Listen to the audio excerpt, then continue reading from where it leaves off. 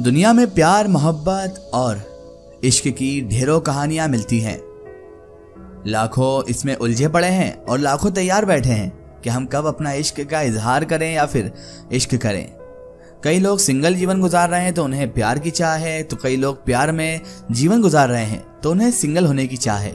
कोई सिंगल होना चाहता है तो कोई रिलेशनशिप में। समझ नहीं आता इंसान को कहीं भी सुकून क्यों नहीं मिलता। लेकिन कहते हैं ना, इंसान बेसुकून है, बेचैन है और वो कभी भी चैन हासिल करेगा ही नहीं, क्योंकि उसकी ख्वाहिशात और उसकी ज़रूरियात कभी खत्म ही नहीं होती। दोस्तों, किस्मत भी कितनी अजीब चीज़ होती है। तुम चाहे जितना किसी चीज़ को पाने की कोशिश कर लो, अगर तुम्हारी किस्मत में नहीं है तो वो तुम्हें मिलकर कभी भी नहीं मिलेगी। प्यार का भी कुछ इसी तरह का रोल होता है। प्यार में भी लोग कहते हैं कि नसीब मिलना ज़रूरी है। ये बात अलग है कि प्यार भी आजकल हैसियत देखकर होता है या फिर पैसा देखकर। लेकिन पहले का जो प्यार हुआ करता था उसमें यही कहते थे कि हर किसी को नहीं मिलता कभी प्यार जिंदगी में, और जिनको मिल जाता है वो खुशनसीब हैं, और इस तरह तरह की बातें होती थी। लेकिन कहीं कहीं इन सब चीज़ों में सच्चाई भी होती है। अगर इंसान चाहे तो वो अपने नसीब को दुआओं से और अपनी मेहनत से बदल भी सकता है। यकीन नहीं आता है तो आप कई स्टोरीज पढ़ सकते हैं जिसमें मेहनत और दुआओं के बल पर इंसानों ने अपना नसीब भी बदला है और मालिक से जो चाहे वो मांग कर हासिल किया है। वो मालिक तो सभी की नसीब अच्छे ही लिखता है, लेकिन इंसान को मेहनत और मशक्क़त करके और सारी चीज़ों को एक तरफ रखकर अपने गोल की तरफ फोकस करके जो चीज़ हासिल होती है उसी को तो नसीब कहते हैं। बहरहाल, प्यार मोहब्बत में बड़ा उल्टा सीधा मसला रहता है। कई लोग प्यार की खातिर मत कमाओ और बेरोजगार तक हो जाते हैं, और कई लोगों का रोजगार ही चल पड़ता है क्योंकि वो प्यार को ही एक धंधा बना लेते हैं और एक बिजनेस बनाकर उसे लोगों को यूज़ करते हैं। तरह तरह के लोग तरह तरह के इश्क मोहब्बत की बातें करते हैं और इश्क मोहब्बत भी करते हैं। लेकिन किसी किसी की सच्ची मोहब्बत में जब उसकी रुकावटें आती है और उसकी मोहब्बत उससे छूट जाती है, उसकी मोहब्बत अधूरी रह जाती है, तब इंसान को एहसास होता है कि मोहब्बत आखिर होती क्या है।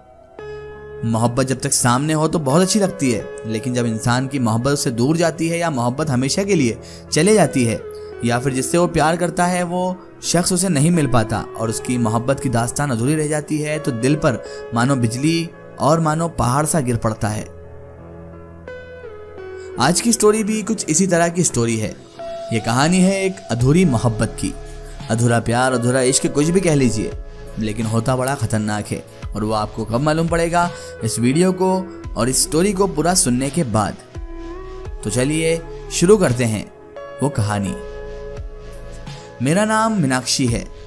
ये बात तब की है जब मैं 10वीं कक्षा में हुआ करती थी।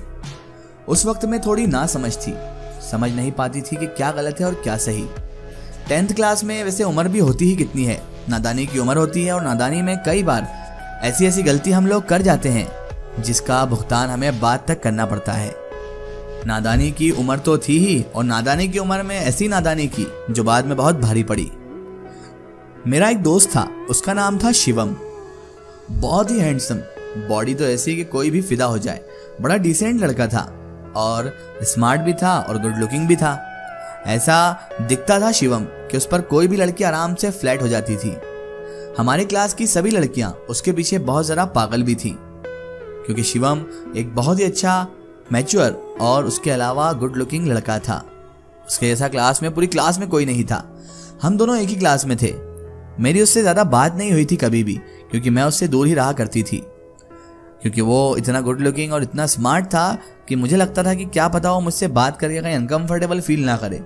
लगता है ना, जब आपके सामने कोई ज़्यादा अच्छा इंसान आ जाए तो आप उससे बात करने में थोड़ा तो हिचकिचाते हो, लेकिन बाद में वो इंसान अगर आपसे अच्छी बात करने लग जाए तो आप भी फ्रैंक हो जाते हो। बहरहाल, मेरा एक फेसबुक पर एक फेक अकाउंट था जिसका नाम था रिया पूजा, और उसी में से सबसे मैं बातें किया करती थी। मुझे अपना नाम बताकर किसी से बात करना ज़रा पसंद नहीं था। मैं फेक अकाउंट चलाकर लोगों से अपने दिलों की बातें शेयर करती थी और लोगों से बात करती थी, क्योंकि मुझे पता था कि अगर रियल नाम से करूँगी तो लोग गलत समझेंगे और मुझे कॉलेज में आकर भी फेमस कर देंगे। इसलिए मैं चाहती ही नहीं थी कि मैं रियल नाम से कभी आईडी बनाऊँ और लोगों से बात करूँ। इसलिए मैंने इस फेक आईडी का क्रिएशन किया। स्कूल से ज़्यादातर लड़के रिया के पीछे पड़ गए थे और जानने में लग गए थे कि ये आखिर है कौन। सभी को इस बात की बेचैनी थी कि यार ये लड़की है कौन, आखिर ये लड़की कौन है जो इतनी अच्छी है और इतनी अच्छी बातें करती है। इस लड़की का पता तो लगाना पड़ेगा। इसी सब के बीच मुझे एक दिन शिवम की रिक्वेस्ट आई। उसने मुझे मैसेज किया, हाय आप कौन हो? और उसके बाद हाय हेलो से सिलसिला ऐसा चालू हुआ कि मैं उससे बात करने लगी।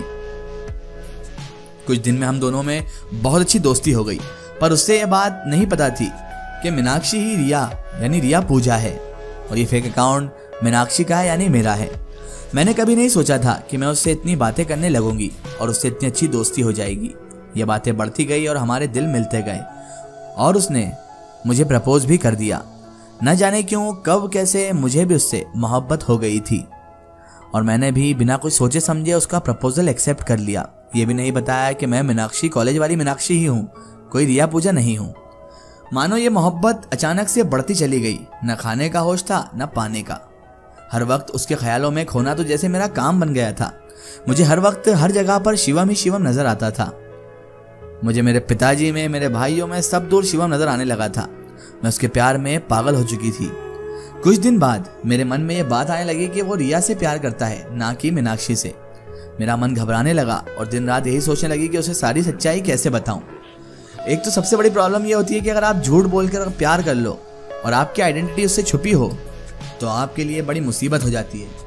और मैंने तो ऐसे में ही प्यार का प्रपोजल भी एक्सेप्ट कर लिया था। अब तो मेरी परेशानियां बढ़ती ही जा रही थी। मैं यही सोच रही थी कि मैं कैसे बताऊं उसे, सच कैसे बताऊं। अगर सच बता दिया तो हो सकता है वो मुझे छोड़ जाए और मुझे उससे बेइंतहा मोहब्बत हो चुकी थी। इसलिए मैंने उससे बातें बहुत कम कर दी। उसे भी अब थोड़ा शक होने लगा क्योंकि मैं अपने रियल अकाउंट से भी उससे बात करने लगी थी। कुछ दिन बाद उसे सारी सच्चाई का पता चल गया कि मैं ही रिया हूँ। मैं बहुत डर गई। उसने बहुत गुस्सा किया। तब भी वह मुझे अपनाने के लिए तैयार था। बस कहे जा रहा था कि मीनाक्षी तुम हाँ कर दो, मैं नहीं जाऊंगा तुमसे दूर। पर मैंने घर वालों के डर से मना कर दिया और गुस्से में ही आकर वो मेरे क्लास की दूसरी लड़की के साथ रिलेशन में आ गया। वो लड़की उससे मेरे खिलाफ भड़काने लगी और मेरे और शिवम के दरमियान लड़ाई लगवा कर बातें बंद करवा दी। मुझे अपनी बातें साबित करने का एक मौका तक नहीं दिया उसने। बहुत रोई। मुझे कुछ समझ नहीं आ रहा था। उस वक्त मैंने उससे उसके हाल पर छोड़ना ही सही समझा और उससे भूलने की कोशिश करने लगी। उसके लिए मैंने अपना स्कूल भी चेंज कर दिया। मेरा दिल जैसे टूट सा गया था। मुझे अपनी गलती भी साफ नजर आ रही थी। ये जो कुछ भी हुआ था वो मेरी ही वजह से हुआ था। उसको मुझसे दूर जाना भी जायज था, पर बस एक सवाल था कि क्या वो मेरा इंतजार भी नहीं कर सकता था। मैं बस खुद को कोसती रही कि धोखा दिया था मैंने उसे।